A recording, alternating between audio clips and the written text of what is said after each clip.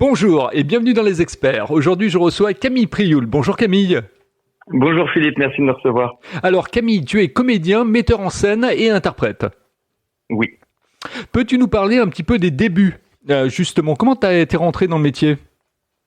Alors moi j'ai fait du théâtre un petit peu toute ma vie. J'ai commencé quand j'étais au collège et puis à 20 ans quand je suis arrivé en région parisienne pour mes études, je me suis mis à faire de l'improvisation théâtrale. J'en ai fait beaucoup à un tel rythme qu'au bout de quelques années, je me suis rendu compte que j'étais presque plus souvent sur scène que certains amis qui eux étaient comédiens de métier.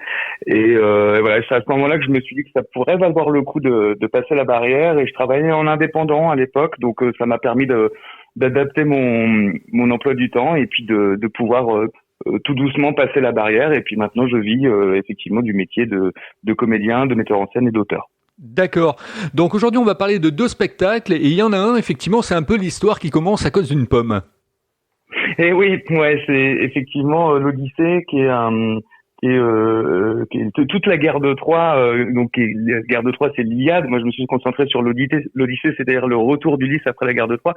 Mais effectivement, c'est une histoire qui naît d'un cadeau un peu empoisonné d'une pomme d'or qui a été offerte par Eris, la déesse de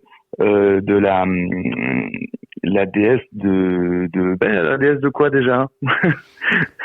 Alors dans la mythologie, je vais pas beaucoup t'aider parce que je suis pas très fort, mais bon. De la discorde, voilà.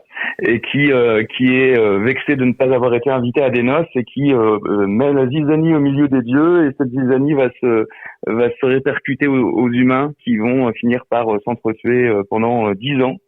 Et puis Ulysse, lui, mettra 10 ans à rentrer chez lui pendant l'Odyssée. Est-ce que la possession est un sujet qui te hante? Alors, pas du tout. Pas du tout. La possession, pas vraiment. Moi, j'ai toujours considéré que l'argent était un moyen de monter des projets plus que quelque chose à accumuler. Non, je suis pas particulièrement, très sensible à la question de la possession. Quand tu écris plutôt au stylo ou plutôt à l'ordinateur? À l'ordinateur. À l'ordinateur parce que je suis assez efficace au clavier et je gagne beaucoup de temps. Alors après, j'ai toujours des carnets sur moi pour prendre des notes quand j'ai pas un ordinateur, mais généralement j'écris sur l'ordi. Et comment tu t'y prends en fait? Tu prends une feuille de papier, tu mets quelques mots-clés et tu fais une sorte de canevas autour, ou est-ce que le flux vient comme ça?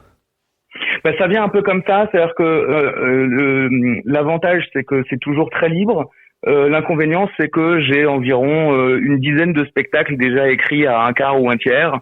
Et puis une fois arrivé là, je sais plus trop où je vais, donc je les laisse reposer, puis je reprends plus tard si l'inspiration revient. Mais c'est plus une question d'impulse. J'ai une très très mauvaise discipline à ce sujet. J'ai beaucoup de mal à me dire ok, aujourd'hui t'écris. Ça vient plus avec le flux, quoi, en fonction des idées qui m'agitent à ce moment-là, de est-ce que je suis prêt à me remettre à l'écriture sur un thème ou un autre. Quand tu es en mode d'écriture, Camille, tu as besoin de musique, tu as besoin de silence. Comment ça se passe? J'ai besoin de silence et même idéalement d'espace. Alors, moi, j'aime bien aller. J'ai la chance d'habiter pas très loin du Bois de Vincennes, par exemple, et donc je vais m'installer dans les prairies.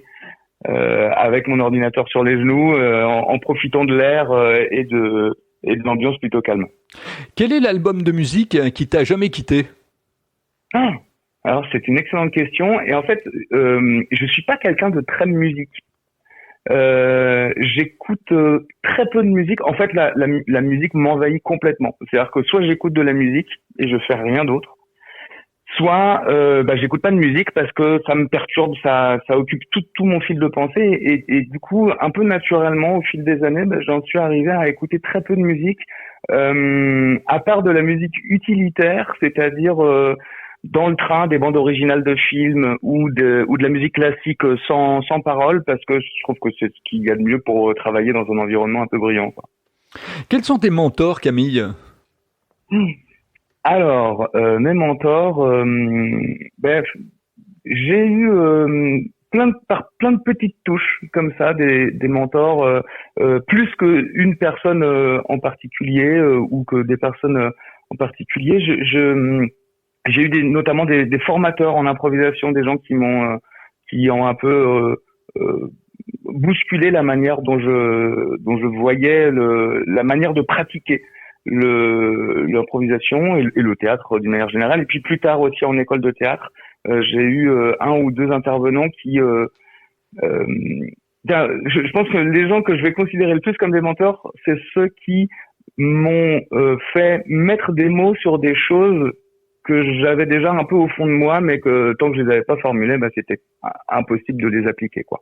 Donc il y a eu plein de petites rencontres comme ça au fil de mon parcours où je me suis dit oh mais incroyable, cette personne m'ouvre une porte vers quelque chose que j'avais potentiellement déjà en moi, mais que je pouvais pas encore exploiter. Alors il faut expliquer aux gens également que tu aimes bien la performance, c'est-à-dire que au cours d'un de tes spectacles, tu joues 27 personnages. Comment on arrive à jouer 27 personnages? Alors c'est une réécriture de l'Odyssée d'Homère, donc l'avantage c'est que c'est une histoire qui existe déjà, que moi j'ai réécrite sur un ton surtout comédie, pas que mais surtout comédie. Et en fait, l'exercice, moi, me plaisait. Je faisais déjà beaucoup ça en improvisation. Jouer seul une scène avec plusieurs personnages et passer de l'un à l'autre. Et là, pour l'Odyssée, en fait, ça faisait partie de l'exercice dès le début. C'est-à-dire, j'ai écrit pour jouer tous ces personnages. Alors, quand au final, je me suis rendu compte que j'avais une trentaine, effectivement, de personnages, ça m'a fait un petit peu peur parce que je me suis dit qu'il allait falloir quand même tous les définir les uns après les autres et puis qu'ils soient tous différents.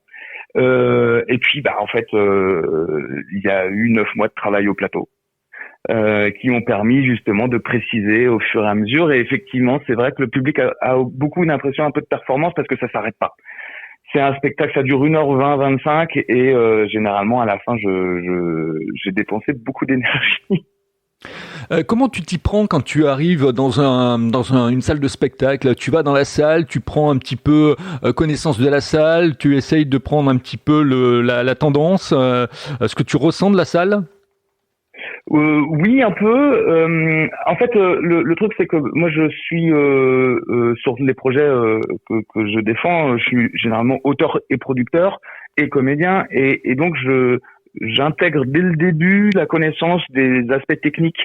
En fait, la veille ou pendant la journée, je suis déjà dans la salle pour faire le montage, pour participer au montage, montage lumière, au montage son. Donc souvent, je prends beaucoup la température, on va dire entre guillemets, de la salle pendant ce temps-là. Et puis souvent, quand j'ai la possibilité, j'aime beaucoup passer un petit quart d'heure tout seul dans la salle, sur scène, avant qu'elle ne se remplisse du public. Dans ce calme avant la tempête, là, c'est vraiment un moment que j'apprécie particulièrement.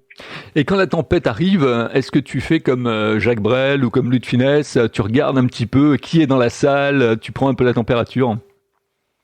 Ça arrive un peu. J'aime bien écouter un petit peu depuis les loges, écouter quelle est l'ambiance dans la salle. Souvent, on a des petits indices de dans quelle disposition est le public. Si ça parle, si tout le monde discute, parle très fort, échange des nouvelles dans la salle, généralement, on sait que c'est un public qui va être très facile à aller chercher. Et puis, si c'est très calme, on se dit, il va falloir être très efficace sur le début pour pouvoir les attraper. Et puis parfois on se trompe complètement et ce qu'on avait imaginé de la salle ne correspond pas du tout à ce qu'on va vivre.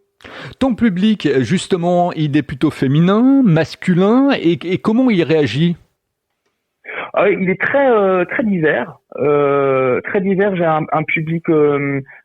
Alors sur Odyssée en particulier, j'ai un public vraiment très large parce que c'est un spectacle qui a été écrit pour les adultes mais qui plaît beaucoup aux enfants. Il est accessible à partir de 8 ans. Donc j'ai souvent des familles qui viennent et qui du coup s'éclatent parce que c'est un peu le même résultat que tous ces films d'animation qui sont faits depuis maintenant une vingtaine d'années, qui sont écrits pour que les enfants et les parents prennent du plaisir à les voir. Et ben là, j'ai un peu la même chose. Je vois quand j'ai la chance de pouvoir voir le public, je repère des petits regards complices entre des enfants et leurs parents, ou même entre des amis qui sont venus entre eux. J'ai un public qui est quand même majoritairement composé d'adultes, qui est autant féminin que masculin et qui est de tous les âges. Et ça, c'est vraiment quelque chose de super parce que c'était le but au départ de créer ce spectacle, c'était de s'emparer d'une histoire un petit peu universelle que tout le monde connaît, mais pas tout le monde de la même manière. Certains se souviennent vaguement de l'avoir lu en sixième parce que c'est au programme, et puis d'autres connaissaient très bien la mythologie. Réunir tous ces gens dans la même salle et s'amuser ensemble avec une histoire que tout le monde a déjà entendue au moins un peu avant. Alors, sur le spectacle Ceux qui restent, c'est un peu différent. On est là sur un public vraiment plus adulte. On est sur une comédie dramatique qui raconte un suicide assisté.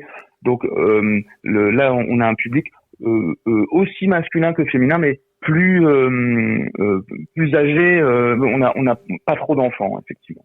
D'accord. Raconte-moi maintenant une journée type de travail, du matin jusqu'au soir. Comment ta journée se décompose ? Eh ben, chaque jour est différent et c'est probablement ce que j'aime beaucoup dans mon métier. Je vais avoir des journées où je vais rester chez moi à mon bureau et je vais travailler sur de l'administratif, de l'écriture.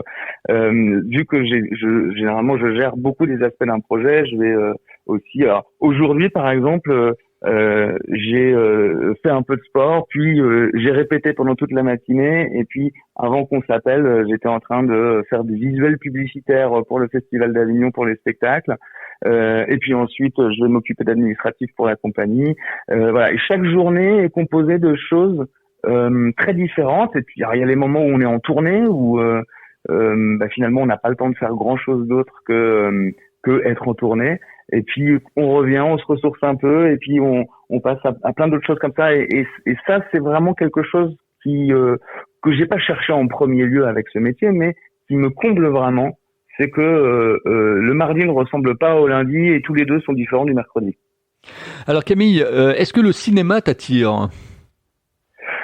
Alors le cinéma m'attire. J'aime jouer, c'est-à-dire que je suis la plupart du temps sur scène, mais en réalité, à chaque fois que je me retrouve à faire un tournage, je ressors en me disant mais ce que j'aime, c'est pas tant la scène que jouer, même si j'aime particulièrement le rapport au public. Ceci étant, c'est un métier qui est extrêmement concurrentiel. Les places sont chères et j'ai un peu choisi mes combats, c'est-à-dire que vu que j'aime écrire pour le théâtre, que j'aime être sur scène, je me concentre beaucoup là-dessus. Ça veut pas dire que j'aime pas le cinéma, ça veut dire que c'est là que j'ai décidé que j'allais me battre le plus pour faire ma place. Et si j'ai l'occasion de faire du cinéma de temps en temps, je suis ravi parce que c'est effectivement un art que j'aime beaucoup aussi.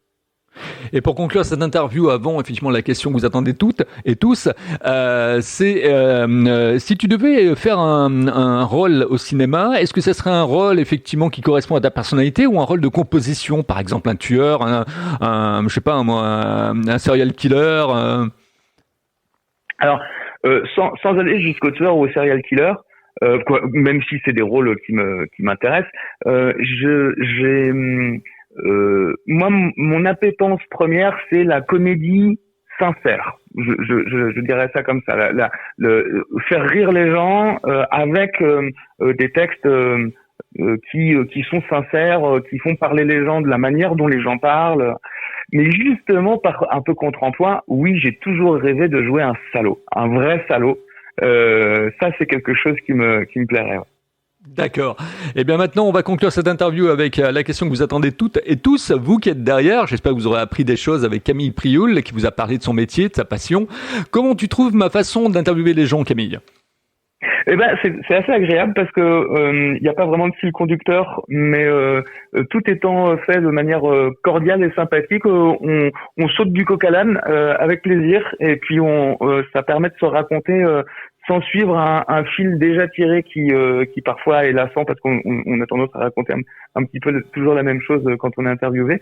Et là, non, au contraire, on est passé d'une chose à l'autre sans vraiment savoir où on allait, et c'était assez rafraîchissant. Merci beaucoup.